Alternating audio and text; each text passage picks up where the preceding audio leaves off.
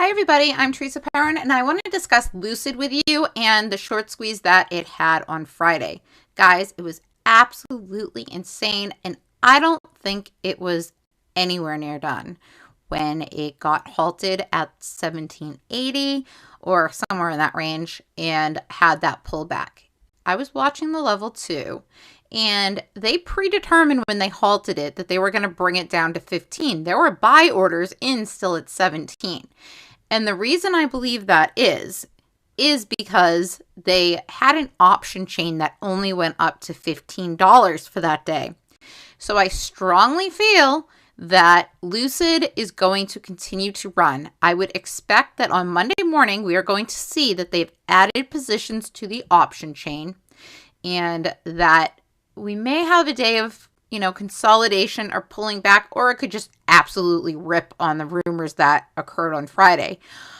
It's very hard to say in this situation. However, this is a very, very heavily shorted stock. So let's get into it. Please remember to smash that like button for me as it helps out with the algorithm, and consider subscribing to the channel for my free morning watch list each and every morning. However, guys, Monday I have an early appointment, so unfortunately, I probably will not be getting a watch list out on Monday morning, but I'll be back on Tuesday.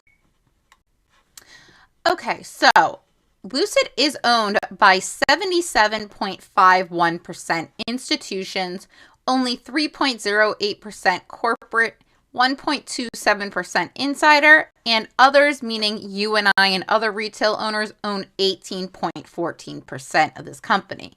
Guys, this is a stock that I like to own because of these figures. I was very blessed to have options that really paid off nicely on Friday.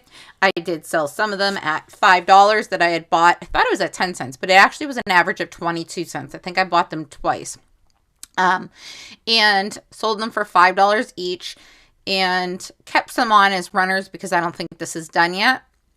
So why did this break out? Well, because Lucid plus Saudi Arabia equals short squeeze, apparently, because there are rumors that the Saudi Arabia PIF, who's already Lucid's biggest shareholder, is considering taking it private.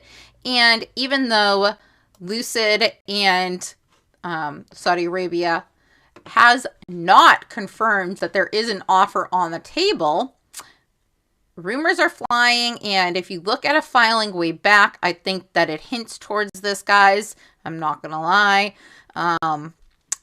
Who knows until the deal's on the table and if it actually goes through. But if it does go through and it's for substantially higher than where we're at right now, you will see this thing rip. Now, with effect long-term investment, PIF endeavors to be the leading investor while sparking an impact felt beyond Saudi's borders. PIF maintains a leading and impactful investment strategy in line with the Vision 2030 to drive Saudi Arabia's economic transformation through active long-term investments and high standards of governance and transparency. So this comes from the PIF website, and it's leading investors to believe even more so that they are definitely going after Lucid. And guys, it is possible, but remember, nothing is guaranteed. They are the largest shareholder, and they did buy shares as recently as November at $13 per share. And it did dip all the way down to $9. In fact, it was even less than that recently. So I would say that it's at a decent price right now. We're at end of the day at 12 something, and that this could potentially really continue to rocket, especially when we go over the short interest and failure to deliver. So I believe everybody should have it on their radar. It is giving a short and medium term bullish signal.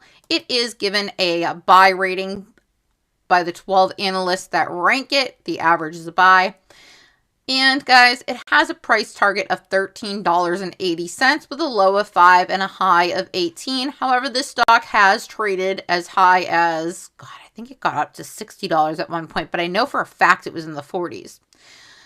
Now, the 52-week high was $33.91 and the 52-week low was $6.09. Their average volume has been 30.84 million shares. Their free float is 1.61 billion shares.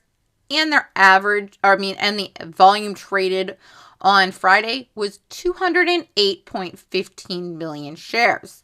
So, quite a significant amount over their average volume. And guys, it was going like no tomorrow before they halted it. The short interest is currently sitting at 25.49% according to Fintel, with 2.62 days to cover. Now, please take this information with a grain of salt. It is a tool, but not the be-all, end-all, and I don't trust it completely. Now, here's some interesting information. It ended the day on Friday night at 10,000 shares available to short. Well, gee, funny how it's the weekend and we're up to 75,000 shares available. These are shares available to borrow for shorting. How is it they're adding shares on the weekend? Now, the short volume ratio has been between 51.5 and 65.11% for the past 2 weeks, with Friday being at 54.17%. Imagine they're still shorting over half of it in the dark pool, and it couldn't even bring it back down to reality. All right, guys, the failure to delivers ended the month hot with over 1.6 million.